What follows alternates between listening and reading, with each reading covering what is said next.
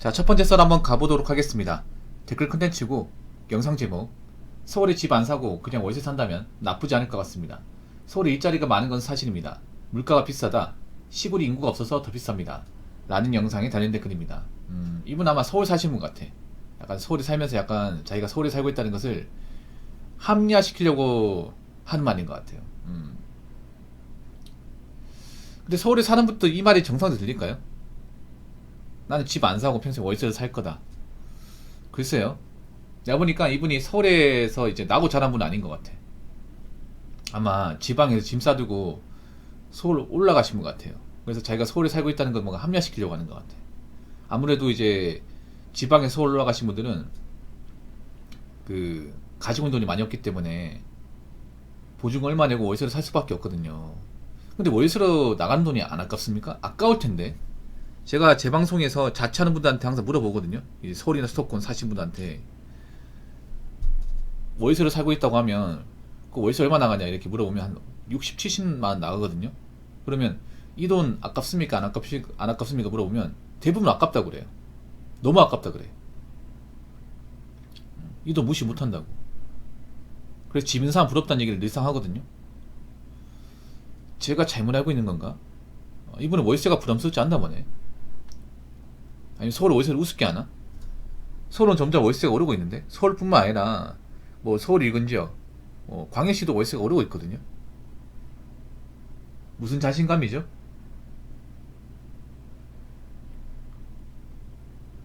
지금 월세로 사는 게 뭐 가능하니까 나이가 먹어서도 월세가 사는 게 가능하다 이렇게 생각하는 것 같은데, 그럼 역으로 물어볼게요. 내 집을 가지고 있는 사람이 과연 능력이 좋을까, 아니면 월세로 사는 분이 능력이 좋을까요? 당연히 자기 집을 소유한 쪽이 능력이 좋지 않을까요? 왜냐하면 능력이 있어야 자기 집을 소유할 수 있잖아. 돈을 많이 벌어야. 돈을 많이 모아야 자기 집을 가질 수 있지 않습니까? 안타깝지만 지금 대한민국 1인 가구 많잖아요. 굉장히 많은데 정말 안타깝지만 절대 다수 1인 가구의 소득은 그렇게 높지 않습니다. 엄청 낮아요. 적은 돈을 봅니다. 그 적은 돈을 벌어가지고 대부분 월세로 살아요. 자기 집 소유하신 분들이 거의 없어요. 대부분 월세입니다. 전세도 많지 않아요. 그러면 많은 돈도 아닌데 그 많은 돈에서 월세로 나가고 뭐 생활비 내고 하다 보니까 저축을 못하는 분들이 많아요. 근데 이렇게 살면 문제가 안 생길까? 지금 이제 서울에 자취하는 분들, 혼자 사시는 분들 중에 돈을 정말 많이 버는 분들, 세금 떼고 한 400 이상 번다, 이렇게 자신있게 얘기할 수 있는 분들이 얼마나 있을까요? 제가 봤을 땐 거의 없습니다. 예. 세금 떼고 혼자 살면서 세금 떼고 월 400 이상 벌려면 한 연봉 6천만 이상 돼야 되거든. 그럼 대기업이나 정말 굴지에 유명한 데 안 들어가면 그 돈 못 벌어요. 얼마 안 되지 않습니까? 제가 봤을 때 혼자 사는 분도 이제 벌이수 좀 고만고만할 것 같거든요. 근데 이 월세로 사는 게 문제가 없다고요. 지금도 문제가 많아 보이는데, 젊을 때부터 뭔가 좀 불안불안해 보이는데 나이 먹어서 안 불안하지 않을까요? 더 불안하죠. 더 훨씬 더 많이 불안하죠. 왜냐, 상식적으로 생각해보세요. 뭐 나이 먹어서 소득이 늘어나는 것도 있지만 나이가 먹었다는 건 뭐냐 하면 내가 지금 다닌 직장에서 나가면 이만한 직장을 못 돌아간다는 말이 되는 거예요. 재취업이 쉽지 않다는 거죠. 그리고 내가 나이를 먹었다는 거는 그만큼 시간이 많이 지났다는 거고, 시간이 많이 지났다는 것은 예전에 비해서 각종 물가가 오를 가능성이 크다는 거죠. 그 물가 중에 하나가 뭐예요? 월세 아닙니까? 월세. 월세나 공과금 그리고 식비 같은 게 오를 가능성이 크잖아요. 그러면 자기 집을 가지고 있는 사람이 부담이 될까, 아니면 자기 집을 가지고 있지 않은 월세를 사는 분들이 부담이 더 될까요? 당연히 후자 아닙니까? 지금 월세 60, 70이잖아 서울에. 이거보다 더 비싼 데 많거든요. 근데 몇 년 전에 저는 분명히 100만원 찍을 거라 보거든요. 그래도 괜찮겠어요? 한 100만원에서 한 120만원까지 오르면 문제 없을까요? 문제 많겠죠 여러분. 지금도 월세로 허덕이는 사람들 많거든요. 사는데 불안불안하신 분들 많아요. 근데 무슨 배짱인지 모르겠습니다. 서울에 일자리가 많은 건 사실입니다. 예, 맞습니다. 일자리가 많죠. 그 많은 인구가 살려면 당연히 일자리가 많아야겠죠. 서울에 그런 이제 인프라가 좋다는 얘기는 그만큼 자영업자가 많다는 얘기가 되는 겁니다. 서울에 그 많은 인프라를 수많은 자영업자들이 유지하고 있으니까요. 근데 문제는 그 수많은 자영업자들이 다 잘 됩니까? 잘 되는 분들이 있습니다. 있는데 잘 되는 분들보다 잘 안 된 분들이 많아요. 월급쟁이 수준보다 못한 분들이 많습니다.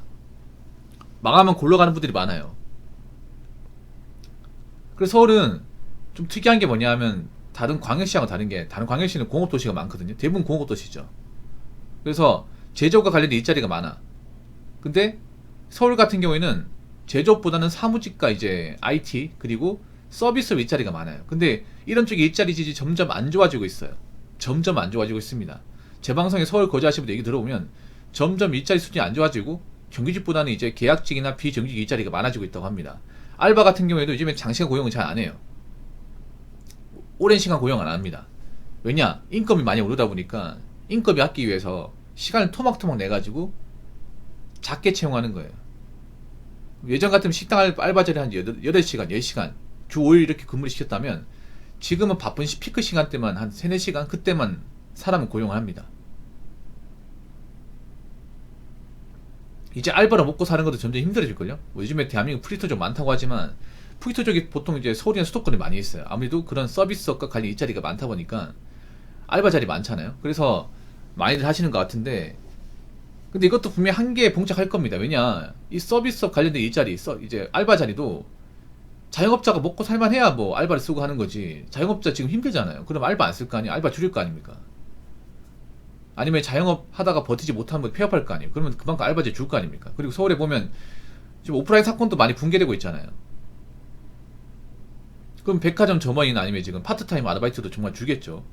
사람들이 괜히 쿠팡 플러스에 몰리는 게 아니죠. 쿠팡 플러스 이젠 사람을 가려봤습니다. 아무나 뽑아주는 게 아니라 꾸준하게 나온 사람 아니면 잘 써주지 않아요. 쿠팡 일 해보신 분도 알잖아요.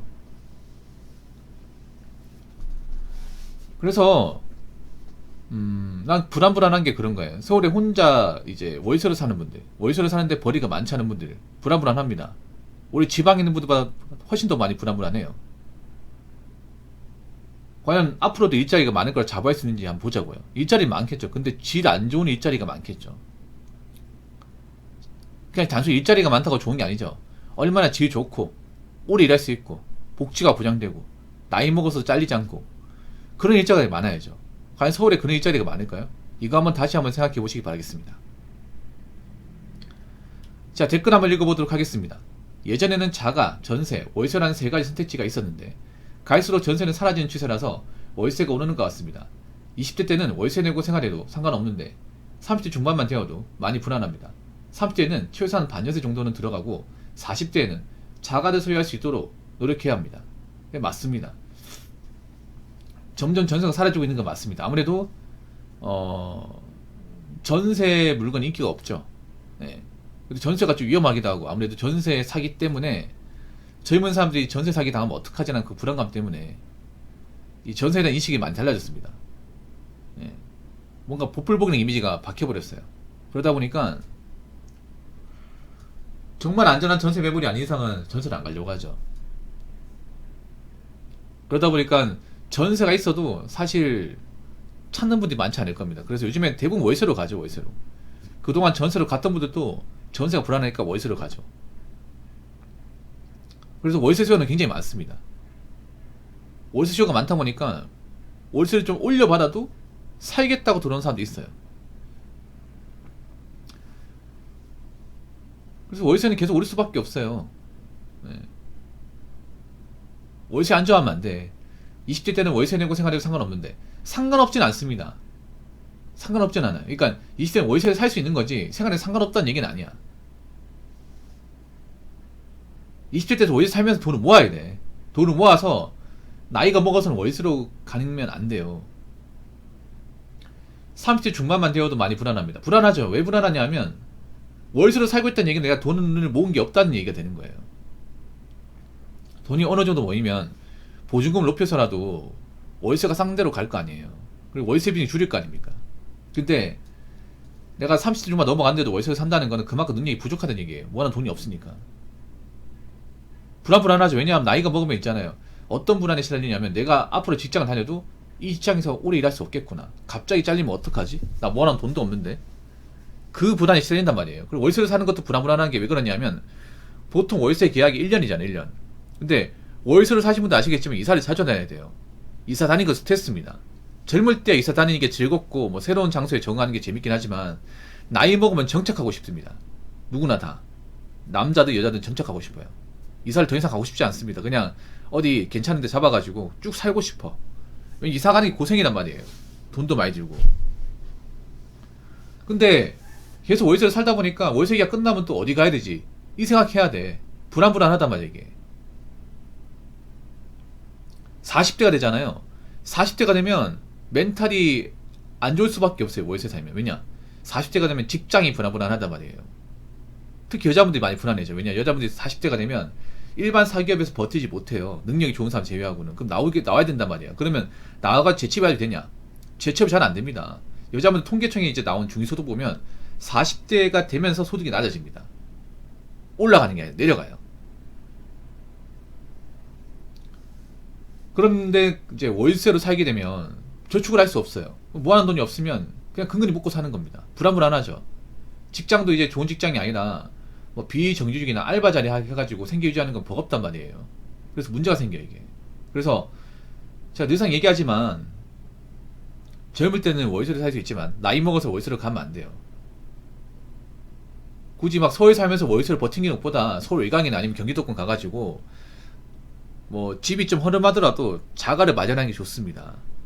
집이 안정돼야 생활이 안정됩니다. 그러니까 평생 월세로 살아야지 이런 대단한 소리는 하지 않으셨으면 좋겠습니다.